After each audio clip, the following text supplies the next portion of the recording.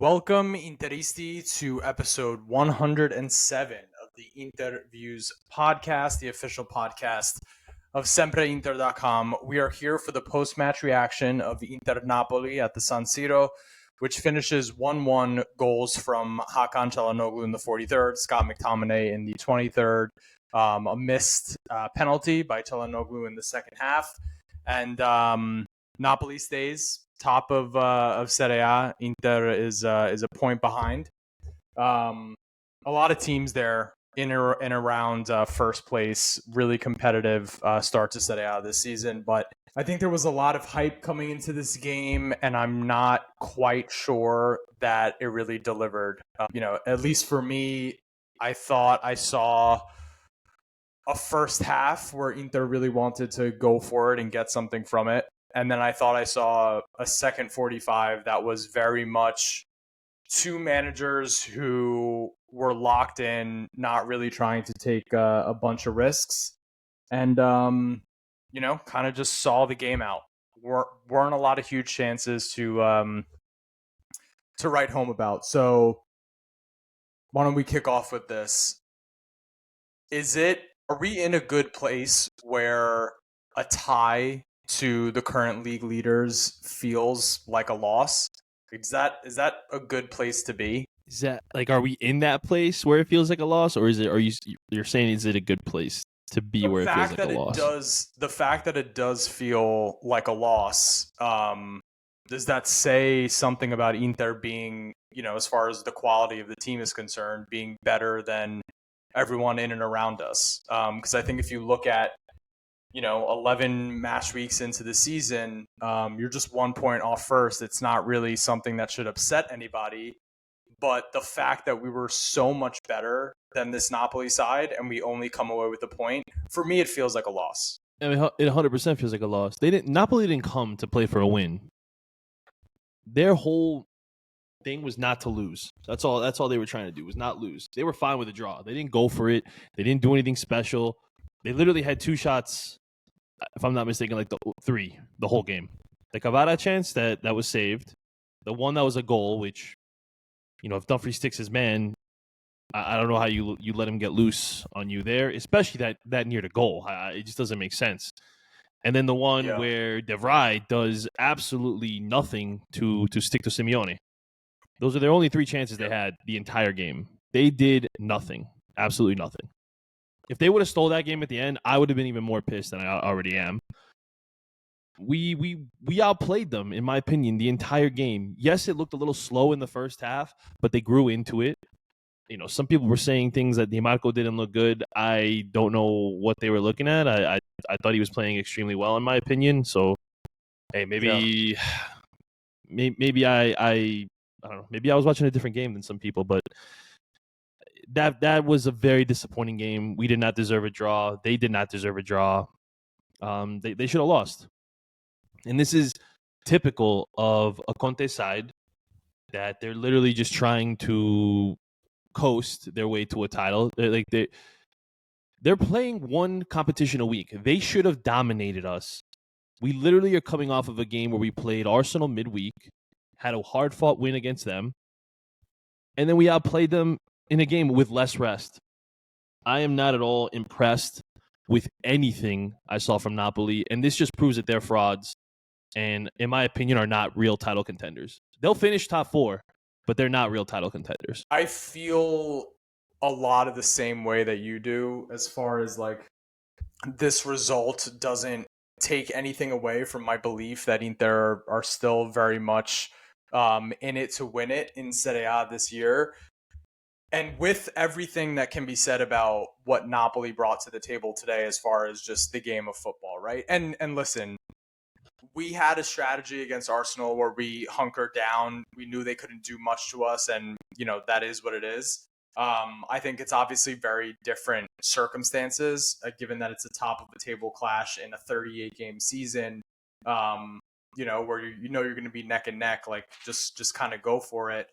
So we can say whatever we want to say about what Napoli brought to the game, but I also have a level of disappointment in our team or maybe it's more Inzaghi that I'm disappointed in, because it really felt like we were content to see out that last 45 minutes. There was a couple chances like the Lautaro header. Obviously, we missed the penalty, but you look at some of the substitutions and it didn't feel like Inzaghi was really going for it. Do you have that same sense? Were you disappointed in the mentality of this team? Did you feel like they were playing for 3 points today? I do. I don't think until the last two substitutions that I thought that they were content going for the tie. Once I saw Arnautovic coming on the pitch, yeah. it just felt like, all right, cool, we'll throw in the towel here and kind of walk away with a point each. I didn't like the Darmian for Dimarco substitution. It's interesting. First of all, Mickey stayed on. Don't understand why. Another, in my opinion, horrendous game from him. The misplayed passes. I don't know if he needs contacts. I don't know what it is, but it seems like he doesn't see where people are on the pitch. And there was an opportunity where Dimarco was wide open on the left wing, and he tried to play it to Lauti, and it just gets easily taken away by, I don't remember if it was McTominay or Lobotka, but one of the two. So he gets to stay on for doing nothing when Hakan was, in my opinion, one of the best on the pitch. I understand he's coming off an injury, so I'll allow that one to slide. But then why not bring on Frattesi? That I didn't get. And then Dumfries has a yellow card, and he gets to stay on for the whole 90. Anybody else on the team gets a yellow, whether it would have been Hakan, Mickey, or Barella, yanked. But you leave Dumfries on, who really, what had he done? What has he done that whole game? And how do you go from playing such a great game against Arsenal to being absolute, like, maybe he should just be a Champions League player for us. That's literally what it feels like. I think that's all he can do and bring going forward. Whenever he has to go up against any Serie A squad, disappointing. I don't think that we were not going for the win with those substitutions. I was a little disappointed about who was coming off, but I still thought that they had a chance to get all 3 points. But once the second group of substitutions came on, I was like, all right, you're just giving it up. Like you're fine with it. But it's frustrating because they were gonna crack. They were gonna crack eventually if you just kept your foot on the gas. Kept the pressure. Yeah. Yeah, I feel like if you were going for the win, you probably would have seen both Frattesi and another guy that now it's getting a little puzzling, like Tejan, for 10, 15 minutes at the end of that game. Like, again, he doesn't have 10, 15 minutes in the legs. Player. I really don't remember a performance that he had last year where I felt like he was a liability defensively. I could be wrong, but nothing is coming to mind where he was. Yeah. Yeah, so I'm just. It does feel like Simona has more of the long view here. Just didn't want to give it up. Although we almost saw that the drawbacks of that mentality take shape with the last kick of the game. That if Simeone had caught that right completely backs off, then you didn't want to take the risk, and it would have bit you in the ass anyway, and you would have lost that game. It's a really disappointing performance. The more that I speak about it, I'm getting a little bit more annoyed with it. Okay, let's. I think as far as the game is concerned, recap wise, that first part of the first half, up until Napoli's goal, I thought we were playing the best football that we've played all year. The movement of the ball, the tempo was faster than we've been playing all year. We were pinging that thing all across the park, and it looked really good. Some of those switches from Hakan to Dimarco were beautiful. It just felt like the team was really up for it. And then obviously, a little set piece situation that I don't know. Are you saying Dumfries could have done better on that set piece situation? Because I feel like he was being blocked off of his position a little bit. I thought it was a good routine from them, honestly. But do you think Inter should have done better on that? I mean, obviously, but any specific 1,000%. individual I mean, player? yeah, obviously it looked like it was off the training ground that they had that planned to take that corner that way. So yeah, hats off to them for executing it. But it's like, I don't know how you allow McTominay the space in the 6-yard box. Like, you saw Ramani literally assaulting Thuram when he was in the 6-yard box. I mean, they were both tugging at, like, why are you letting him get in front of you? It doesn't make sense to me how you just lose a man like that in the box. It's a little things like that where you just turn your brain off and aren't focused that drive me insane with Dumfries. But yeah, I'm sure other people are going to see it differently. I'm not a fan of that at all. So Inter goes down 1-0, and then again dominating the ball. You can't really say it enough until the 43rd minute when they just allow Calhanoglu some space from distance, and he does what he does, which was an incredible strike, rifled into the top. The top corner. Meret did get a bit of a hand on it. Do you think he could have saved that? Because I feel like that's definitely going to be a topic of conversation for Napoli fans as well. I mean, I think he definitely could have saved that. He just has, weak hands. I think a goalkeeper who's strong would have been able to at least parry that and keep it out. I don't think, he didn't go into the top corner. I mean, it was, trending that way, but he didn't go strike it so perfectly. The venom was there. Like, it was definitely a powerful shot. And I'm not saying it was an easy save by any means, but he definitely should have saved. Yeah, he definitely should have saved it, though. If it was Sommer, we would have expected him to save that. 100%. Stronger hand to it. Yeah. And if it was Sommer, we would be complaining about him not, making a save when your team needed it. So. Yeah. All right. So go into the break 1-1. Second half, again, Inter's on the front foot. There weren't any like glaring wide open chances, but there were just a couple instances, and then eventually Dumfries is brought down for a penalty. In your mind, is that the correct call? If you go based off what was called in the Juve game, yes. Do I still think it was a little soft? Sure, but if you're being consistent, it's still a penalty. Like, yes, he does commit a foul. Yeah, but that was my exact thinking. It is a foul.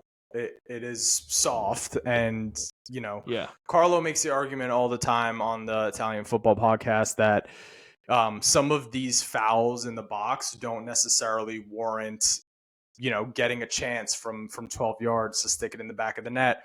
This feels like one of those situations, because while for me it's 100% a foul, the contact is there.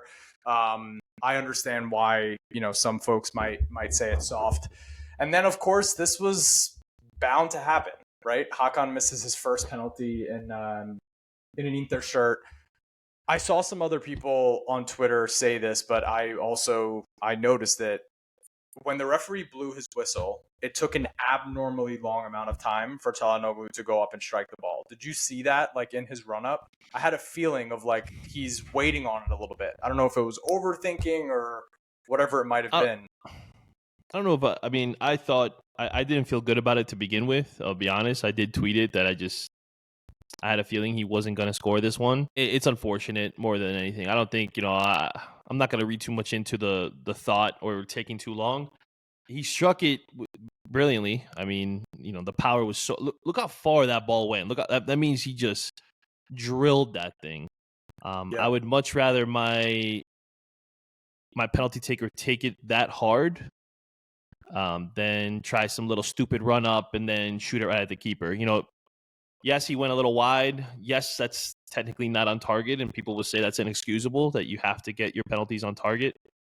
But listen, he's 19 for 20, 95% success rate. I don't think you're going to find many people who have that currently, that kind of run. So it's unfortunate that it didn't it happened in this, but if you look at it too, if he doesn't take that shot and score in the first half, we lose 1-0 anyway. So I mean, I'm not going to really say anything negative about it or hold anything against Hakan. Like you pick your head up and move on. Not much happened after that. until Simeone's chance in the 94th minute where Inter could have easily went down, and then that's the game. I do want to talk about these last 3 matches. Inter in November, 1-0 against Venezia, created a ton of chances there, but again, just the 1-0. Also could have been a handball. Could have been we got lucky against Venezia that it did hit him in the hand. So you have that result.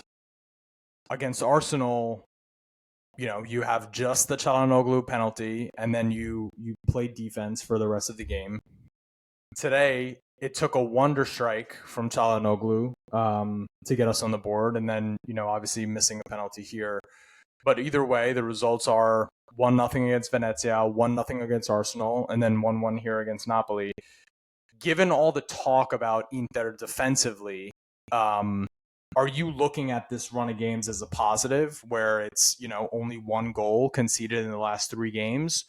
Or are you looking at the flip side and saying, okay, well, we've put 1 in the back of the net in each of these 3 games, but that's not good enough? Yeah, it's definitely not good enough from an offensive standpoint. I don't know what our strikers are doing. It feels like they've both... we knew this was going to happen, that if Thuram didn't keep his form up with the way Lautaro had been performing, that if they're cold at the same time, the goals are going to dry up. Like you said, it took a wonder strike from Hakan to equalize for us in this one. The last one was a perfectly placed ball by Dimarco to Lauti. So yeah, all right, he scored, but like it had been 8 months at the San Siro since he had scored. That's not something you want to see from a guy who's supposedly a Ballon d'Or, candidate. Yeah, it's a disappointing thing when you. This was probably the worst performance by both of the forwards combined. Like this was just not a good one from either of them. You can't keep expecting somebody else to bail you out over and over again. Dimarco had an unfortunate one that also hit the post.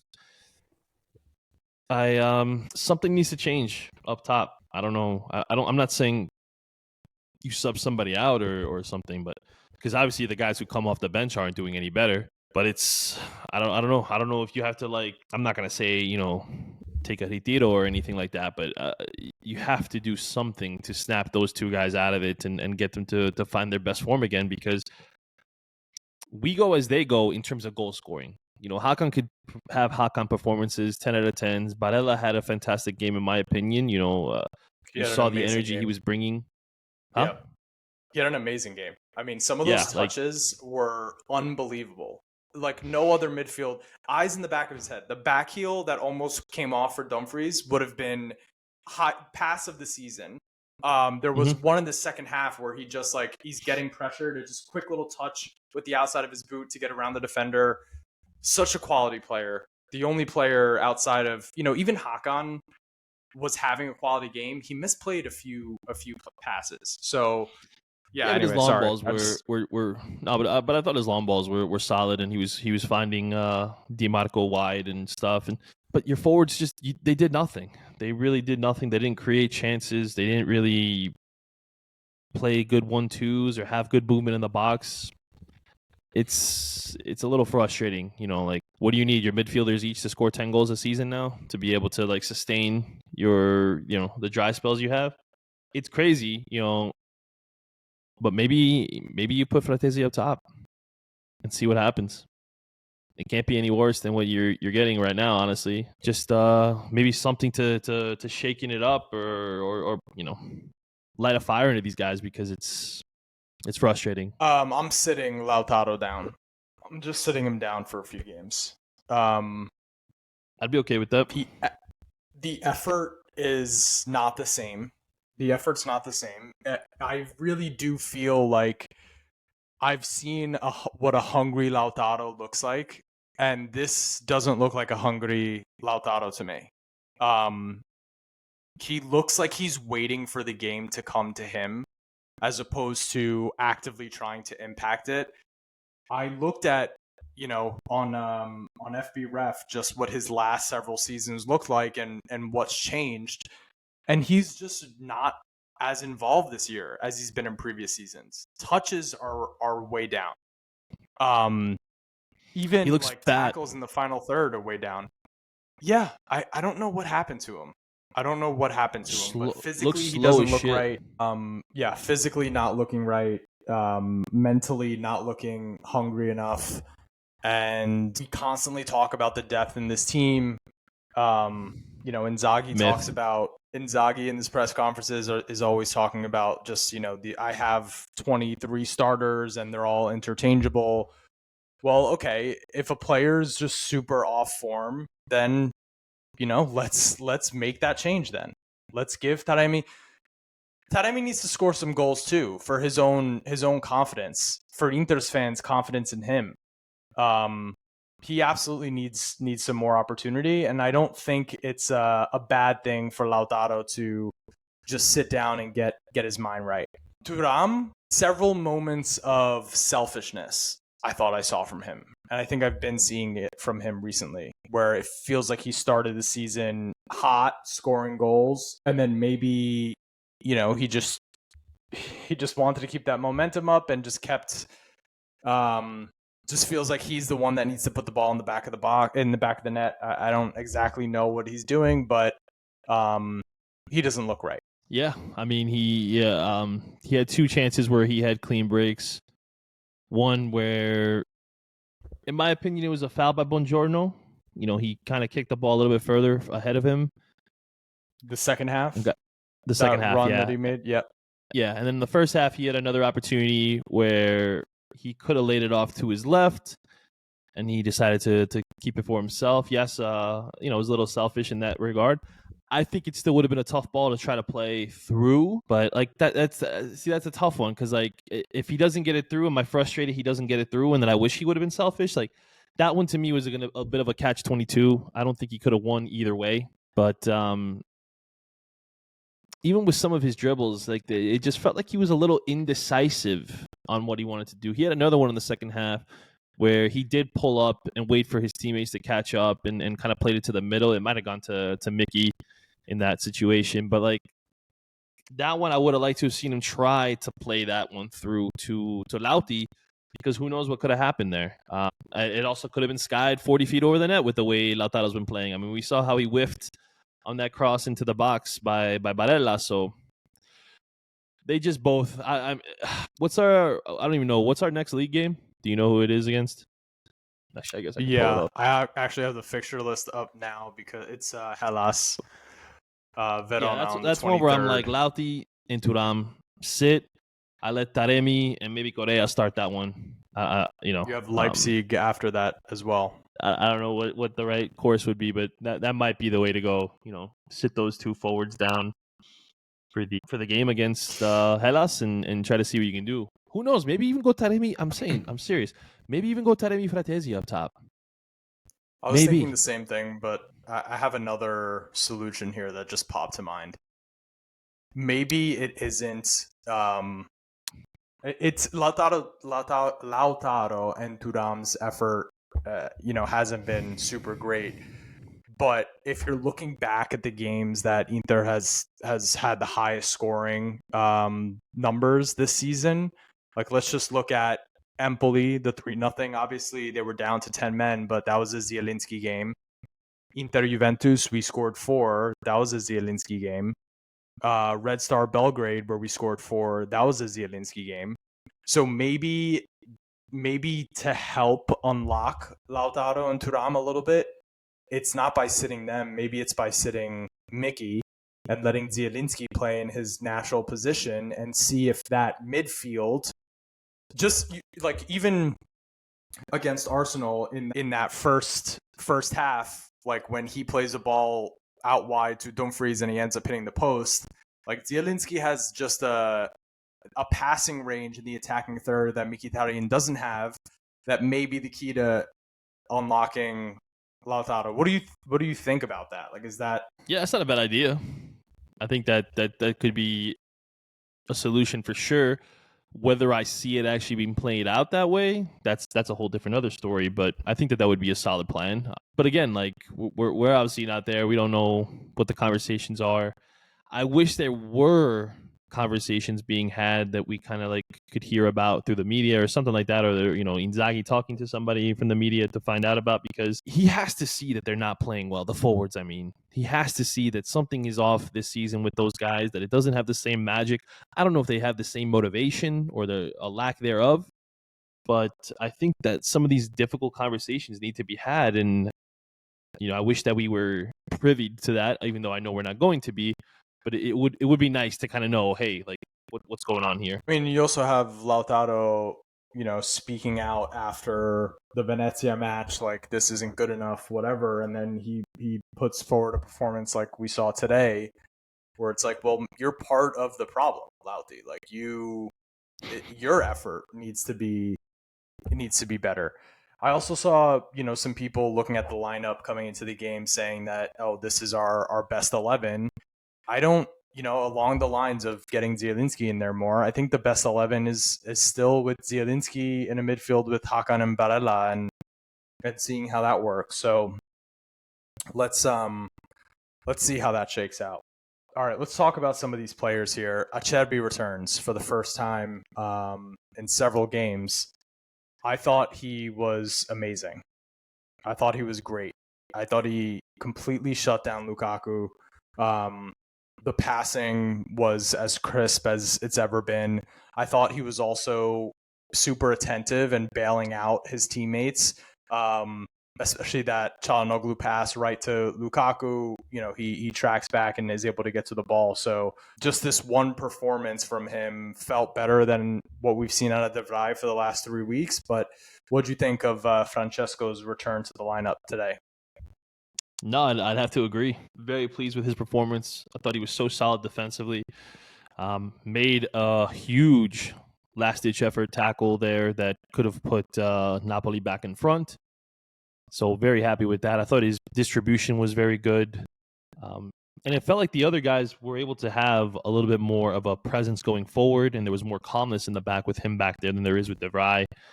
And you saw once De Vrij took over the middle, just the lack in focus that can happen there. So very pleased with Acerbi, returning, and I'm still apologetic for being so negative on his arrival to begin with. So I'm glad he continues to be somewhat of an ageless wonder, although you could tell that the legs aren't staying as strong as they used to, but that's expected. So I hope that he can continue this form going forward for us, because he's going to have a big part to play. We kind of touched on most of the other players. We touched on Hakan, Mickey, Barella, the whole midfield. We did touch on the wingbacks here. So what about some of these subs that came on? So obviously Zielinski, Taremi, De Vrij, Darmian. Any one of the subs stand out for you today? I guess just Zielinski. I thought that he was doing a really good job with distributing the ball as well. He was dropping his shoulder, creating space for himself to be able to absorb pressure and kind of slip away from it. So he's probably the only guy that I was having. Taremi, I didn't really notice much. Obviously, I don't know why we didn't notice them. These were some super late substitutions. Yeah, 82nd. That's accurate. 82nd minute. Three substitutions made in the 82nd minute, and 2 substitutions made in the 89th minute, which is very atypical of Inzaghi. Waited too long to make those changes. Yeah, no, I'd have to agree. But maybe it was, maybe it wasn't really that he was trying to impact the game, because if he was, those subs would have been made earlier. Like maybe, it speaks to the mentality of really trying to hold what was going on there, because it just what's Taremi going to do in 8 minutes? Not enough time. Yeah. All right, what about Bastoni? He's the one that gets the assist today for laying it off to Calhanoglu, but they talked about him a good amount on the broadcast, that he's not, you see his name go up as a center back on the team sheet, but obviously he doesn't play like that. I thought he was one of the better players today. FotMob and SofaScore has him as our MVP for the day. So what did you make of Bastoni's performance? Yeah, another solid game from Alessandro. He's been one of my favorite players so far this season. Didn't really make mistakes. Had a few good crosses into the box. I wish he would have been taking some of these early crosses that he likes to do a little bit more often. Mhm. But I guess when your strikers aren't really informed, you don't even want to bother trying to put it in the box, perhaps. So, but yeah, very, very good. 7 of 8 on long balls, so was finding a way to make an impact today. All right, so as things stand in Serie A, let's pull up the standings here. So Inter 1 point behind first place, but currently sitting in fourth, given that even the fifth place team is 1 point behind Napoli. So Atalanta, Fiorentina, Inter, and Lazio all sitting on 25 points. Juve 2 points behind off the lead, and Milan sitting 18 points. I think at this point we can rule out Milan as a serious contender for the Scudetto. I think they're going to struggle even for top 4, but who are the real challengers for the title this year? Obviously 1 through 6, it's all bunched up, it's all within 2 points, but I don't think all 6 teams are going to be in the race for it. So come April next year, which of these teams do you think are realistically going to still be standing? I think it's still going to be just Inter and Atalanta. I don't see Napoli staying in this. I think they're going to continue to drop points against teams that are in the top 6. And I think you have to win more of those games than not. At least 9 of those. I'm sorry, at least 8 of those, and they've already lost one and drawn another. So that means they would have to win out. They'd have to beat Atalanta at Atalanta. They'd have to beat us in Napoli. And then I don't even know. Actually, didn't they draw with Juve too? It was like a snooze fest. I think that was a draw. Yep. Mm-hmm. So they're still just dropping points against I don't see them staying. They'd have to literally beat every other team over and over again to win it. I don't see that. I think they'll finish third, and I honestly think Fiorentina has a possibility to crack top 4. My next question was going to be: do you think Fiorentina or Lazio, which of those? Because those are the surprise teams, right? Yeah. Juventus, Inter, Atalanta, Napoli. I think everyone thought that they would be in it, to challenge for the title. But you have only Fiorentina one person and Lazio had the balls to around. say Atalanta would finish second. You did. Can't take that away from you. But I really like Lazio. I really, really like Lazio. I think that they're a really well-built side. I think they're good defensively. I think they have a lot of young, interesting players. I think Baroni's a really good coach.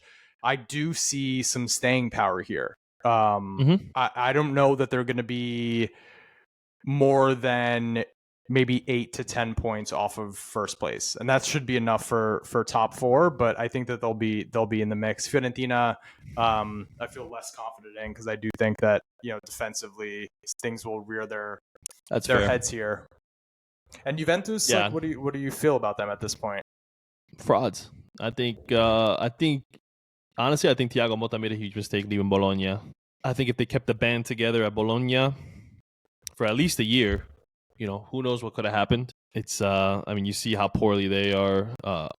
Bologna, that is, are playing. It is somewhat of a gutted squad. They did get Juric fired, though. They did get Juric fired, but Italiano's probably.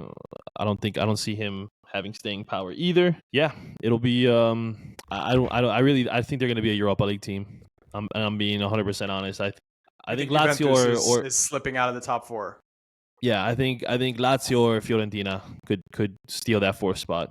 And for my own bank account, I'm rooting for Lazio for obvious reasons. But it's even though I just said Fiorentina, but I forgot about. Honestly, I was not even thinking about Lazio. So now that Nuno Tavares has been phenomenal. Rovella finally got his national team call up, which I think is much deserved. Well deserved. Yep. He's been an incredible player this season, and anyone who doesn't see that is insane. And you know what? And Tati's been solid up top, and then you got Boulaye coming off the bench who could also chip in goals. And like you said, defensively they've been solid. That would be a player that Inter could really use. Boulaye. Yep. Yeah. Well, wasn't he 10 million? Something like that. Yeah. And then they've got They've got some guys in that team that are unheralded. Look at Pedro. The guy looks like he's been drinking from the fountain of youth. He scores last minute winners, game in and game out. So I could see them stealing fourth, man, and I would want them to get fourth, obviously, over Juventus. I would like to see them, struggle. And then it's like, hey, look at all that money you spent, and you're still trash. So, congratulations, you play champagne football, and you put up, apple cider results. So, good for you guys. So, from the last international break, we knew what we had ahead of us was 7 games in 20 days. And we knew it was going to be a tough run. So we've come to the end of it. We're heading into the international break, and this is what the results look like for those 7 games in 20 days. 1-0 win over Roma away from home. 1-0 win at Young Boys, last minute Champions League winner. 4-4 tie. We're up 4-2. That's dropped points. 3-0 over an Empoli side that was playing with 10 men. 1-0 over Venezia in a performance that was not convincing. 1-0 over Arsenal in a performance where we, rested our guys. But we also decidedly took the let's pack it in and force them to beat us mentality. And then 1-1 against Napoli. From a results perspective, that's a pretty good run for 7 games. 5 wins and 2 draws.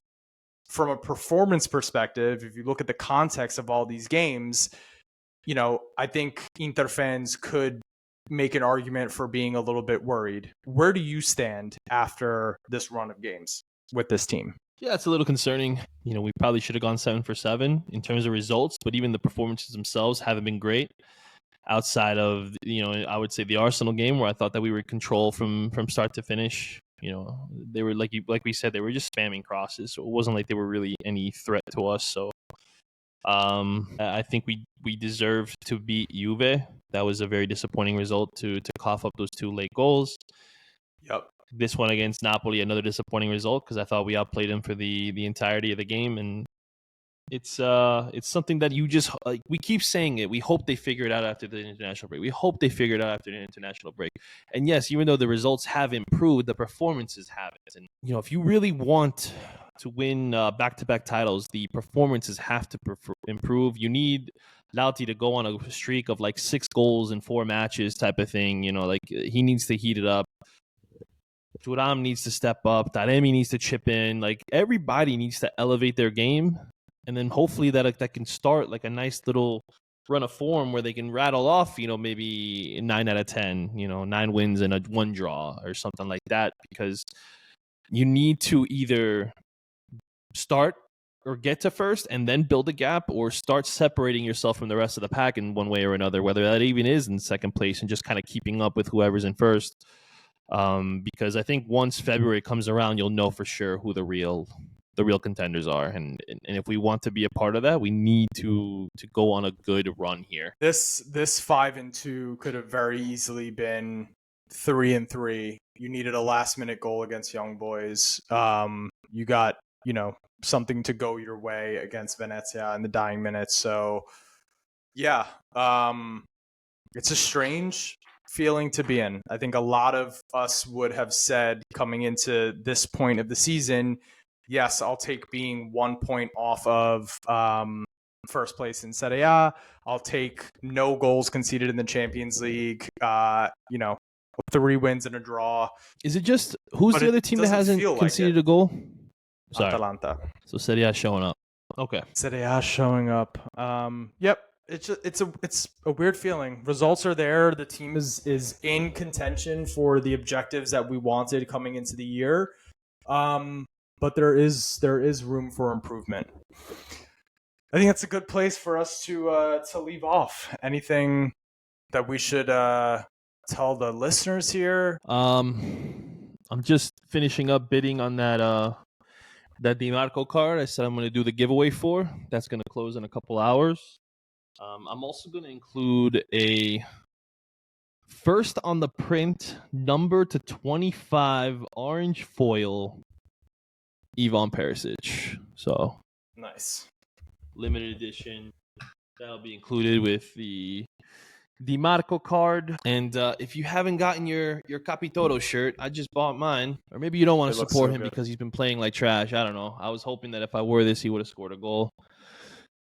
But they are super comfy. Like, I feel like this is the kind of shirt that you would love to, like, lounge around the house in, sleep in, go out in, and feel still comfortable. Our listener, J.R. Bell, did an incredible job with these. She's the best. Yeah, I can't say enough good things about what she does. Yeah, I'll put the link again in this episode if anyone's interested to pick one up. She's also got some other cool designs. If you're just want regular Inter ones that aren't Lautaro focused or something. And this this design was done by our friends over at Inter Club Boston. And if you're in the Northeast area too, hit them up. Go watch a game with them. Get to know them. They're pretty cool guys over there as well. So even though they seem to be Arsenal fans as well, but it's kind of fun. Big accusation to make. All right. We will see you guys after the international break. Maybe we'll do a Q&A episode in between. Sorry we didn't have time to get to anybody's questions. Got to be in and out here, but appreciate you guys all for listening as always. And in the words of the greats, Roberto Scarpini, forza ragazzi, forza ragazzi, forza ragazzi.